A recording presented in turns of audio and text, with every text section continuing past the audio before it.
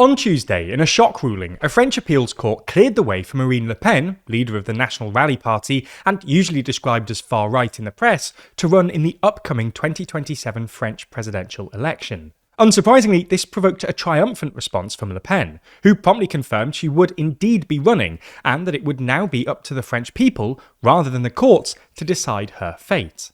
So in this video, we're going to take a look at the ruling and explain why, while it might be good news for Le Pen personally, it's actually probably bad news for the National Rally and thus the French right.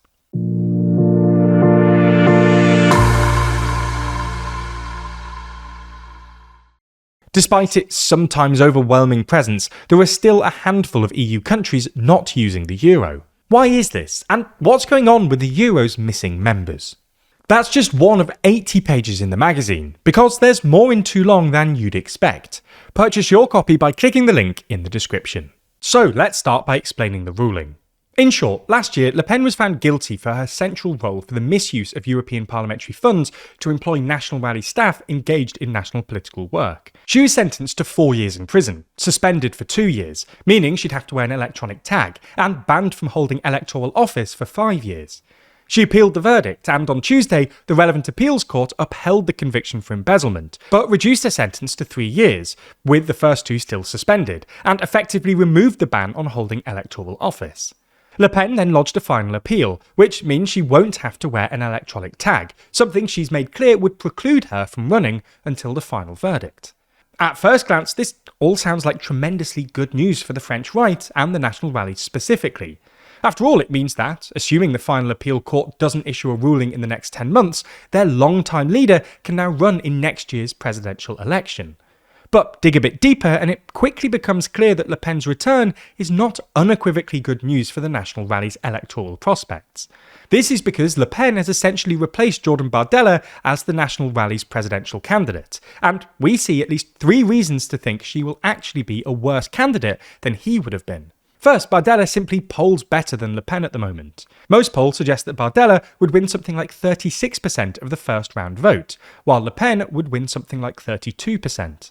Second round polling is a bit sparse, but again, Bardella generally does slightly better than Le Pen. A Harris Interactive poll from May, for instance, found that Bardella enjoyed a bigger lead than Le Pen over Edouard Philippe, Gabriel Attal and Jean-Luc Mélenchon, one of whom will probably end up in the second round. A couple of percentage points might not sound like much, but in an election that most pollsters think is going to be incredibly tight, it could be the difference between winning and losing.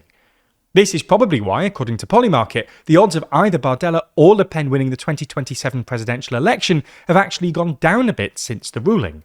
On July the 7th, before the ruling, the odds of either National Rally candidate winning the presidential election stood at 37%, with Bardella, then the National Rally's most likely candidate, on 26.5% and Le Pen on 8.5%.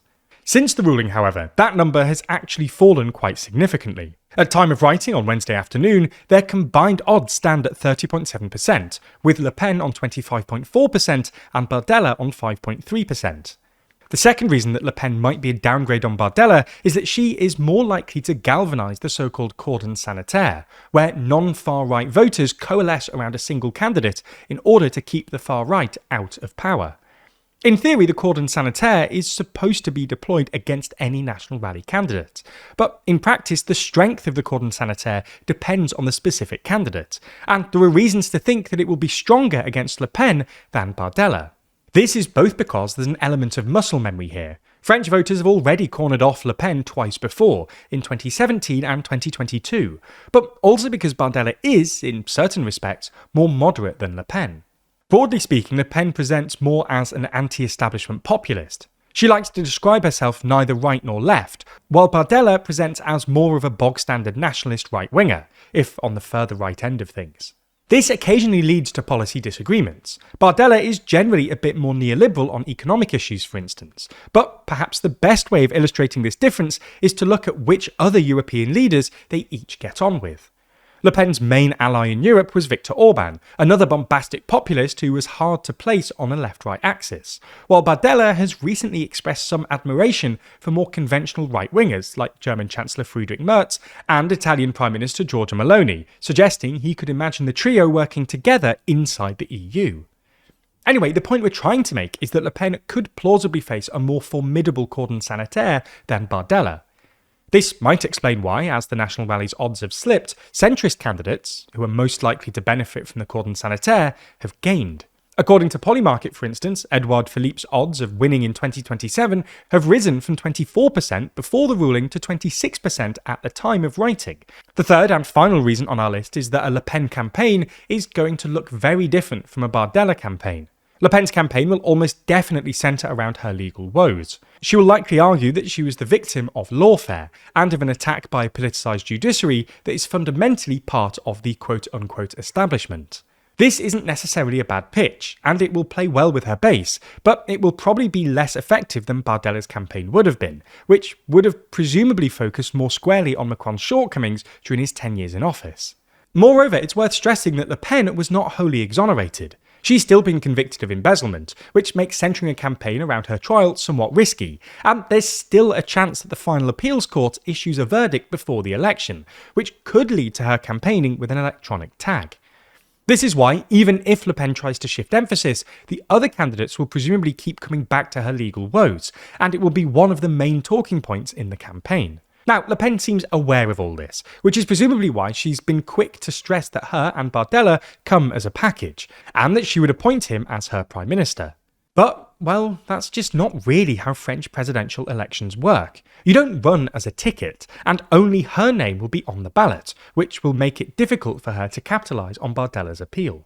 This is an incredibly nuanced story though, with plenty of outlets reporting online, and even now we can see that there are 367 sources reporting on it. But how can we be sure that what we're reading isn't hugely biased? Well, that's a problem we face when making these videos too, and luckily that's where this week's sponsor, Ground News, comes in. For this story in particular, most of the sources reporting come from the left. If we dig deeper into how the story is being framed, you can quickly see the contrast in how the story is being reported across the political spectrum. Some sources on the left emphasise that Le Pen was still convicted, while right-leaning sources shift their attention to how the ruling has cleared the way for her to return. We're only able to get this level of deep analysis and transparency in reporting because of Ground News, who we've been partnered with since 2023. Their incredible website and app collects thousands of articles, putting them all in one easy-to-access place to help expose outlets' political bias, how reliable their reporting practices are, and who owns them, with all of their information backed by ratings from 3 independent news monitoring organisations. By now, you know how much we appreciate Ground News, and how we're such massive fans of all their features, but especially their blind spot feed. If you're not familiar though, this is where you can discover everything that's being disproportionately reported by one side or the other, whether it's a mile from your house or on the other side of the world. And that just scratches the surface of what Ground News has to offer. They're completely subscriber funded, so there's no corporate influence deciding what you see, and we partnered with them to get you the same 40% off unlimited access Vantage plan that we use. Get that by clicking the link in the description. Go to ground.news/TLDR or scan the QR code on screen, and you'll be supporting an independent news platform working to make the media landscape more transparent.